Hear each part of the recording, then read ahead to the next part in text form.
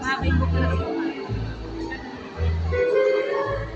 Ilagay mo lang ito. Inilihan ng tita yung pamangkin niya ng Victor. Kailan pa?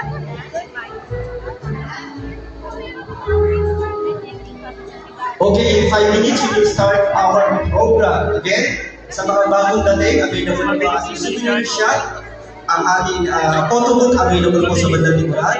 At sa mga bagong dating, available na rin po ang ating pika-pika dito po sa ating right side.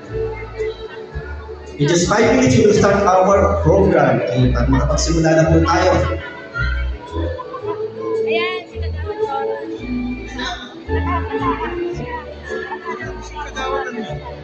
Quadra. Ha?